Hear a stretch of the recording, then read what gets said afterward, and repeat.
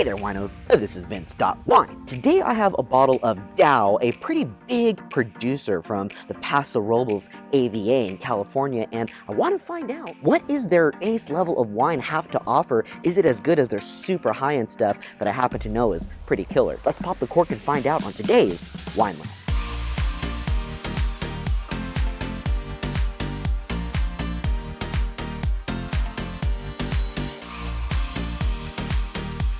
Thanks for joining me. And before we get started today, if you want to be a winoceros, hit subscribe on this channel to become a wino today. I'll put out new videos every single Saturday, so be sure to hit that bell icon to stay notified for more great wine content. Okay, so the story goes like this. I went to a wine bar in my local downtown area and I looked at their menu and I saw Daou Cabernet Sauvignon on the wine list, and I want to say it was a 2019 Cab Sauv. I got the glass and it was super dark and inky in the glass, like a deep purple color. Then I got it on the palate and this was a mouthful of residual sugar. It was just a jam bomb and a sugar bomb and lots of fresh oak. So I wasn't really feeling it. Okay, so part two to that story is I actually visited Daou in Paso Robles. We did a really cool tasting where we sat around the table and they gave us a specific food pairing expertly made by a top chef for each wine that we tasted. Now, of course, their property is absolutely stunning and the food pairings were pretty phenomenal, as I would expect. But the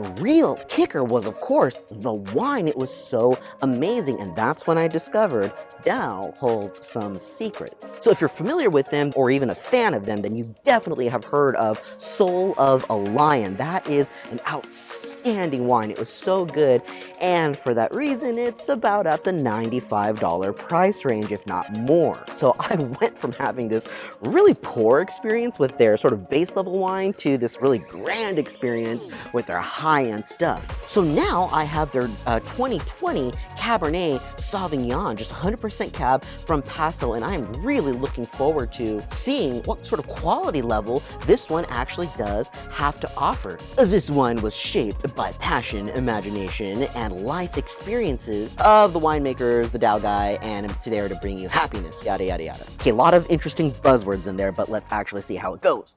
I got ripped in the comments recently for not knowing how to open a bottle of, the one time I didn't really open a bottle of wine properly, and I just let them know they should watch the one where I try using my shoe. That's kind of cool. The little bell that also is shown on that sticker here, kind of neat.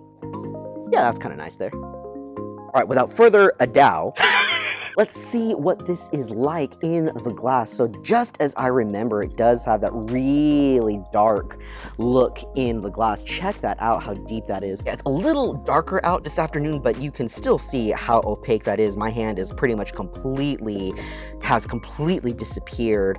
You can't even see the cork through the center of the bowl there. Pretty dark, and as I turn my glass, maybe just a slight amount of staining. So this is gonna give us a hint at the viscosity and body of the wine. Fairly full body here. Whew, okay, the other thing is I can really smell this from here. This is giving me a lot of aromatics, and I am already getting a little bit of that sort of limestone influence here. So this does already scream Paso to me, and those legs are a little thick there as well. So that also could be from residual sugar, and I know Paso does tend to have higher alcohol on their wines as well, since it's such a hot region. That would lend to those legs. But okay, let's take the nose. Oh gosh, that is actually really pretty, and oak is not the first thing that's hitting me here. Yeah, oak and fruit are not really the number one things that scream out at me. I actually am getting a little bit of limestone, and I'm getting a slight bit of sort of this black pepper, almost to the way of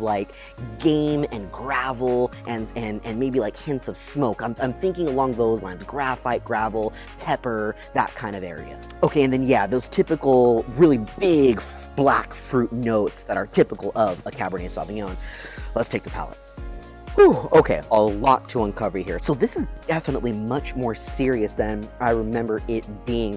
I wanted to cover the structure first. This really feels so satisfying on the palate. It is a full, rich mouthfeel here. Great gripping tannin, probably medium plus on that tannin. Oh, it's luscious and velvety on the palate as well, with medium plus acidity there too. My mouth is sort of watering, making this a really good food wine. Then we get to the flavor. That rush of oak starts to envelop the palate, and I get a little almost like caramelly, maybe a little coffee, maybe a little hazelnut situation happening here as well, along with the fruit and a little bit of that sort of graveliness I was talking about. The limestone comes through more on the nose than it does the palate. You know what? This is good. It is super drinkable, and for 2020 especially, I was really thinking this was just gonna kill me in the fruit and residual sugar and oak. But it is really, really drinkable. It's yummy. It is $25 or so. I think you can find it maybe in the $22, $25 price range.